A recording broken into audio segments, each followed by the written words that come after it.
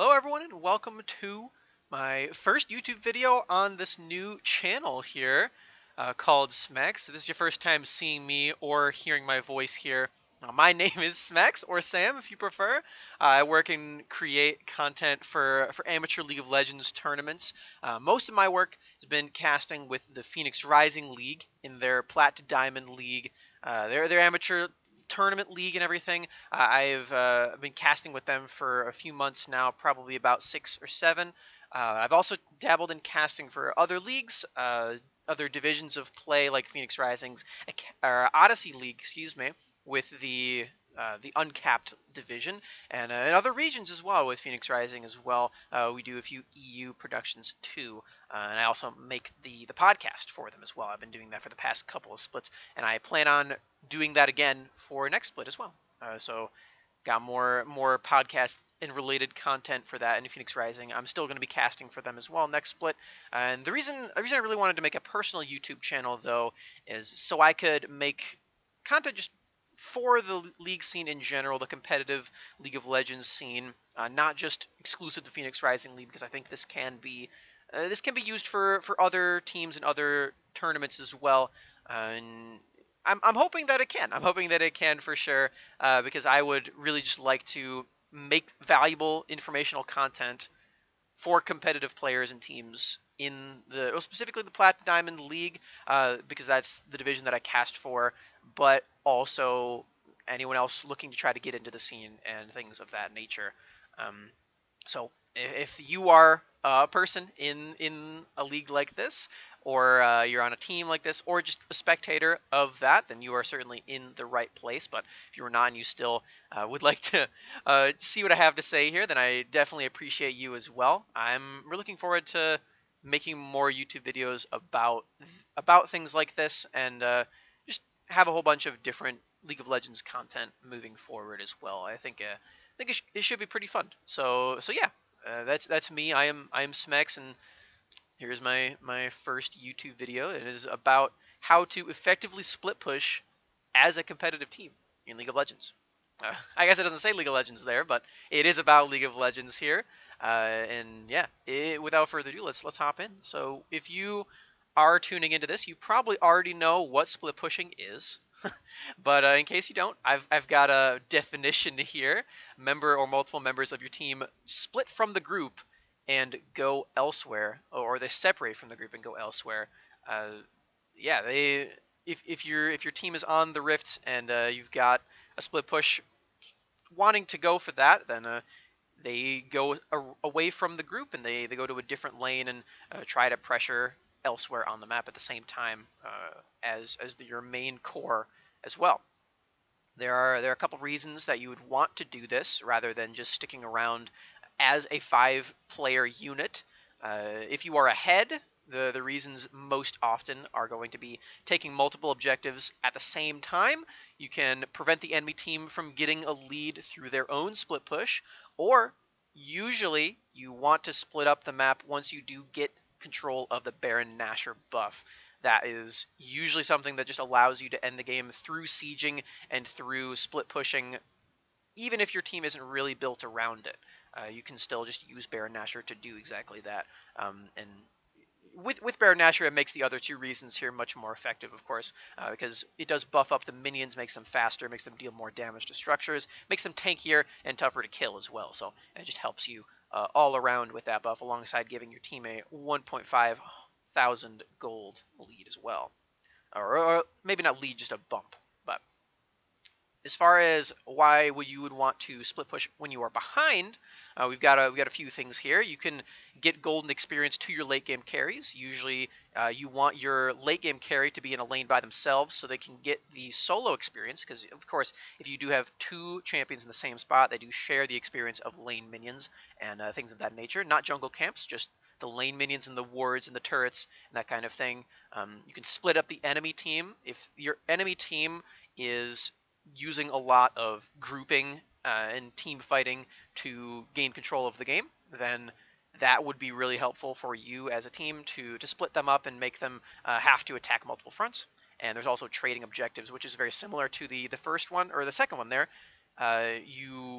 if your enemy team is going for like a Drake or something, and you would like to trade that so that you are actually gaining something off of their proactivity, then you could send a split pusher up to the top lane and start taking their inner turret or something like that. So yeah, there are a lot of different reasons that you would want to move around as separate entities rather than just 5 players. Of course, in fights, 5 players are definitely more powerful, but there are a few different reasons why you would want to split up here. Champions in specific that are really good at doing this. We have 4 different main categories that you're going to want to look for when you are putting a split push champion on your team. We've got duelists. That's going to be your champions like Fiora, known for duelists, being able to duel one-on-one and just quickly dispatch the enemy there. We got Yorick, who just wants to stay in one spot and push his lead through there. Again, 1v1ing. And we've got champions like Echo, who are assassins, and they want to completely burst down one target, and that is definitely benefited by split pushing. We've got Structure Destroyers, so these are champions that can burn down the turrets and inhibitors and whatnot very, very quickly. We've got Tristana with her abilities that can be used on turrets. We got Sion with the very similar thing. His ultimate can be used to attack turrets, and Ziggs with his Satchel Charge can knock down a turret from 25% HP immediately. We've also got farmers who can safely be in a side lane and not be killed. Things like Rise with his Realm Warp can get out of a sticky situation quite easily. You've got Tryndamere here, who, if you ever tried to kill a Tryndamere by yourself, it is very difficult. He does have his ultimate to try to get out of that spot, and he's got the spin as well to get out. And we got Singed, and we all know if you chase Singed, you're not going to have a very good time. We also have just champions with global abilities that you want to have in another spot of the map and still have control over where the rest of your team is. Champions like Gangplank and Shen who can affect the map even from long distances away, and just any champion with teleport as well. Teleport is an ability that does allow you to do that. So if you are one of the previous champions and you would like to be split pushing for the majority of the game, maybe consider taking teleport, because it does help you do a lot of those other things. And speaking of teleport, the best split pushers, of course, are champions that can do multiple of these things, which is why teleport is so important for them. But someone like Echo is also a very safe farmer. I could have put him in that category alongside Duelist because he does have his Chrono Break, so he can get out of a sticky situation through that. So yeah, be looking out for that if you do want to be split pushing on your team and you want to explore these strategies on your team. The next thing that there is to think about is when you do want to split push. Of course, if you identifying when you do want to be split pushing on your team, the best thing to do is just combine the reasons why you'd want to with the champions. So if your team is behind and your late game carry is Gangplank here, then you want him to be in a side lane because he's got teleport, he's got ultimate, and he wants to scale up and farm like a solo Renekton only is implying here. Mega scale Gangplank. He will be your carry in the late game. Or, for instance, you've got a Tristana in the side lane. Your team is very far ahead, and she's got 3 items before anyone else does. So she can just completely burn down the turrets, the inhibitor turrets, and be in a side lane causing havoc through that. So that could definitely help you out here. And yeah, Tristana again can be a safe farmer as well. She does have her Buster Shot and her Rocket Jump to get out of a potential engage. So all of that being said, we've gone through the who, what, when, where, why of split pushing, and most of you probably already know all of that. That's probably not new information to you. We're gonna get into the real meat of this video, which is going to be how you effectively do split push as a competitive team. And of course, that is the title of the video as well. It's why we're here making this video. And in split pushing as a competitive team, every instance and iteration is going to be different, just based on how the champions are that you are playing, champions that you are facing against, and game state as well. Of course, if your team is behind, it's going to be very different from if your team is ahead, even if it is the same 10 champions on the Rift. But the biggest thing to keep in mind when you are split pushing as a 5-player team, so you're all talking together, You all have the same game plan. You all have the same objective, which is of course winning the game by taking the Nexus. You have to make sure that you have equal pressure at multiple locations at once. You can't have an imbalance in pressure, like a ton of pressure one place and not as much pressure on the other side. You need to be able to have a threat for the enemy team to be afraid of in multiple spots. What I mean by that is if you have a side lane split pusher, you want them to be able to threaten taking structures at the same time as the other squad on your team is threatening to take something as well. That can be a number of different objectives, but you really just want everyone to be in the same position to really go for something like that. And the biggest way that your team can do that and really be being mindful of it all the time is going to be the usage of diagonal lines. This is going to be a phrase that I throw around a lot here. Diagonal lines is just how I personally visualize how split pushing works, and I'm going to show you guys how I view that as well. So diagonal lines, essentially, what I mean by that is you see on the Summoner's Rift here, we've got the map is very diagonal here. We've got the the middle lane splitting the map at a 45-degree angle. We have a river cross-sectioning that also at a 45-degree angle. And the river is really where we're going to want to be looking at and really diving in and dissecting here. The river diagonal line is going to be the most important line for you to keep track of as you are split pushing. You want your team to be parallel with the river at almost all times, or as close to as parallel as the river as possible. You want to be sticking to that so that you can be pressuring multiple things at the same time, especially when you're talking about turrets. Of course, it changes up a little bit if one person's going for turrets and one person's going for Baron. But when you're looking at turrets and where you're positioning for the split push and for the game, you want to be parallel to this diagonal line. So, for instance, here we've got we're gonna play the part of blue team here. We've got Fiora and Echo implementing a 1-3-1 with their group of their bot and jungle in the mid lane here. And you'll notice that they are at a diagonal line here. They're all pressuring the outer turrets at the same time in this spot. And yeah, we see that there's not really an imbalance in where they are at the same time. They can easily access each other. There's a very short distance between each teammate, and that's going to help out quite a bit if they are trying to pressure multiple things at the same time. However, we can see that it starts to shift very heavily if it is imbalanced here and it's no longer a diagonal line. We've got Echo here is pressuring past the inner turret in the bot lane, while Fiora is trying to salvage a push from the Renekton here in the top lane by their own inner turret. And obviously this line is less than diagonal, less than parallel to the river here. And this is not going to be very good because, as you can see, the bot lane and the jungler of the enemy team are a lot closer to Echo than anyone else is, apart from Syndra, of course.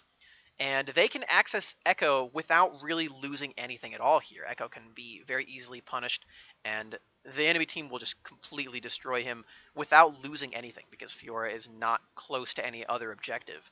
And that's really the main crux of what the diagonal lines are all about here. You want to avoid situations like this where your split pusher can be collapsed upon very, very easily, because that will very easily ruin your split push strategy, because you won't have anything to trade. You won't be actually gaining anything. You will just be losing things, and getting killed on your split pushers is very important as well, because in the split push composition, in this 1-3-1 that we've set up here, these are the two big pressure valves for this team.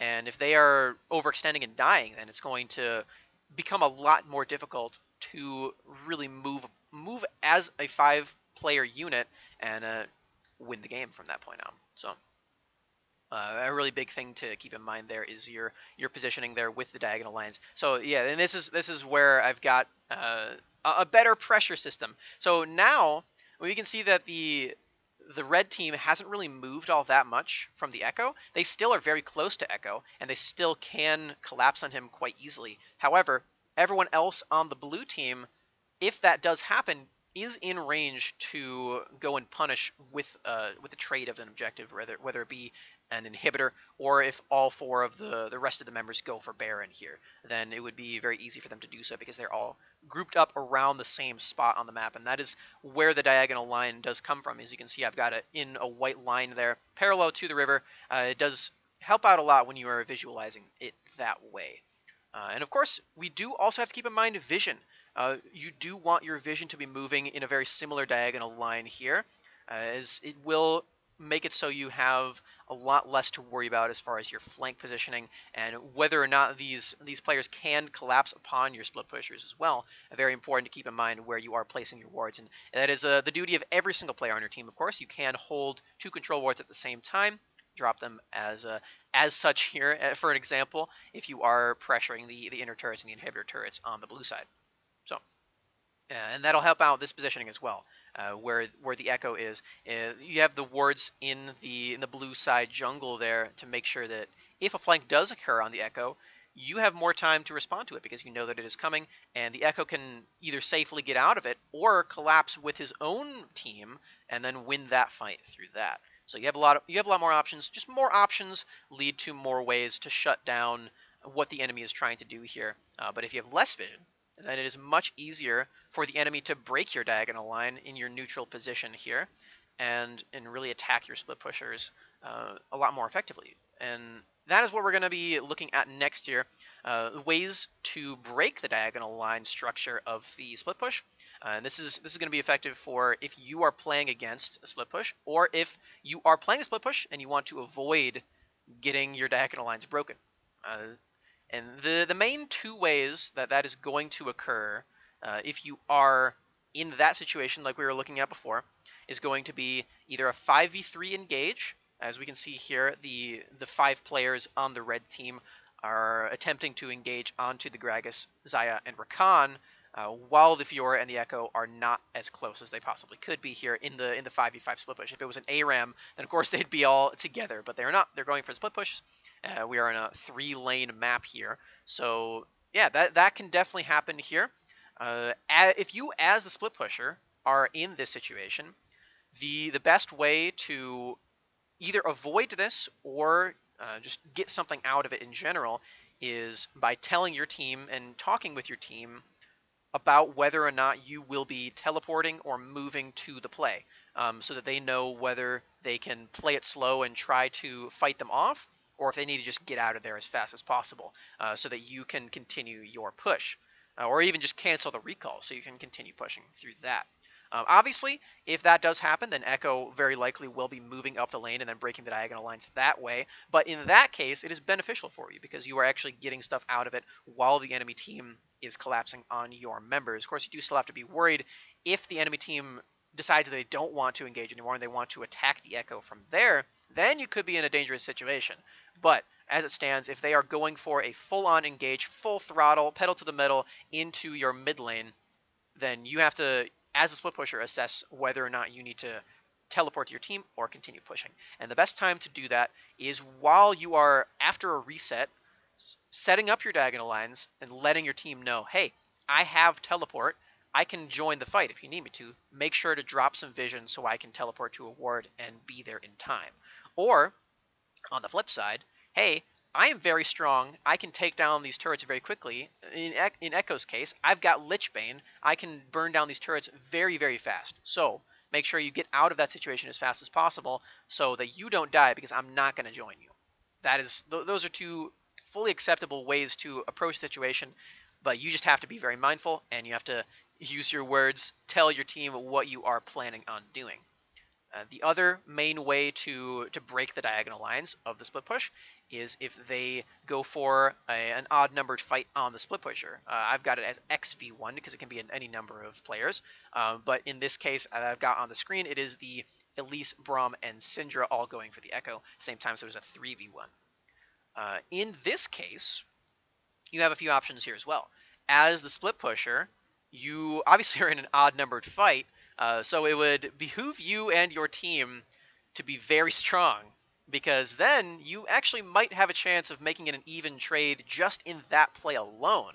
So if the Echo here can survive the initial burst of the Elise and the Syndra and trade a kill, then he is actually benefiting from the situation because of the rest of the players on his team. And that's where we're going to look at next. As the Gragas, the Rakan, and the Xayah here, the very easy next step would be either to engage fully on the Varus or collapse on the team, or on the enemy team here going for the Echo, because either way it is going to be an odd numbered fight, no matter how you slice it with that particular instance.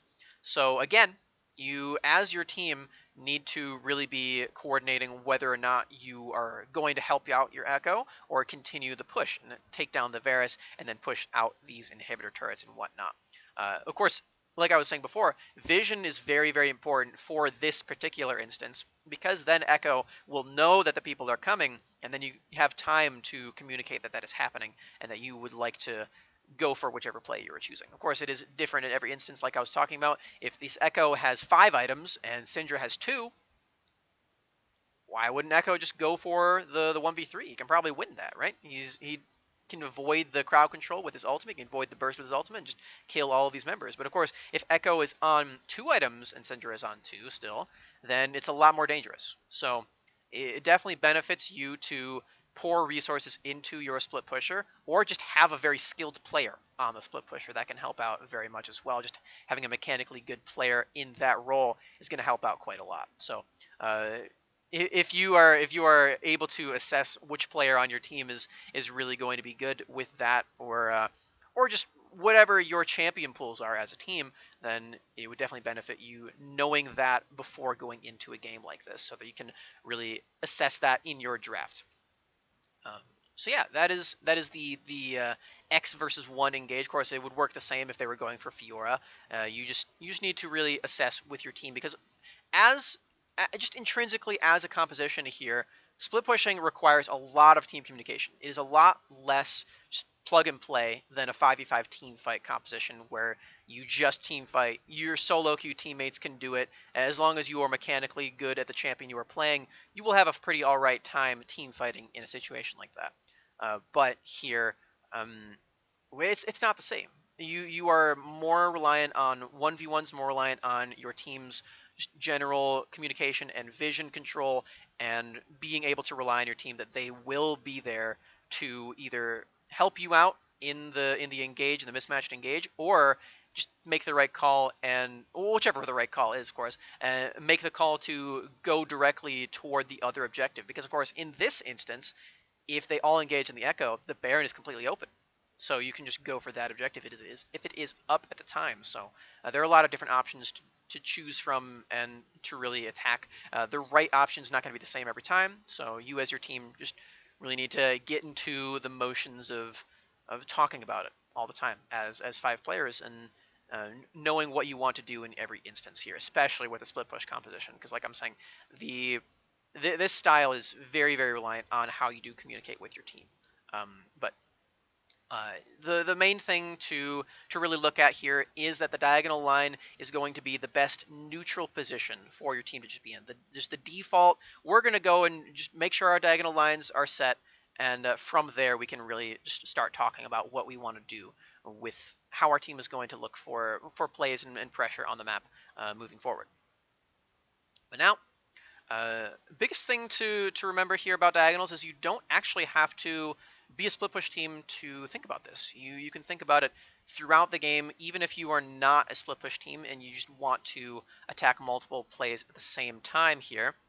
So in this instance, we'll swap the teams around here. And we've got the champions just completely swapped on the sides. So we are now the blue team with the 5 champions that were on the red before. If you are this team, you're not really looking for a split push with these champions. You're looking for a little bit more of a pick potential kind of composition. Lots of burst damage, lots of crowd control, and lots of DPS in the late game with the Varus as well, in something like a team fight with the Renekton and the Braum in the front. So they're really not a 5. They are a 5v5 team fight composition eventually, but they're not really something that wants to go for a split push at all. But you can still go for something like this in your diagonal lines and talk about it as a team. So the biggest one here is if the blue side were to go for a Rift Herald swap, which is what I've got here. Say this is about 8.5 minutes ish. Your Varus and your Braum made it to the top lane. They've arrived there, but your Renekton is very late to the swap. He is not making it to the bot lane here, and Zyra, Khan, and Gragas have free reign over this turret. So if this happens, you can see how the team is not at a diagonal line at all. You are not pressuring the same things at the same time, or different things at the same time, rather, and Renekton is very late to the play. So if this does happen, Zyra, Rakan, and Gragas very well could take more plates bot lane than you will with the Rift Herald on your side. So that's definitely something to keep in mind here. You still do want to be thinking about diagonal lines, even if you're not a split push composition. And obviously, the big example is going to be the Baron buff. As we can see here, in this example, the blue team has the Baron buff, and they're still going for the split push style here because the Baron just helps you out in that regard. So you can still maneuver like a split pushing team if you do have the Baron buff, as you can siege multiple turrets at the same time.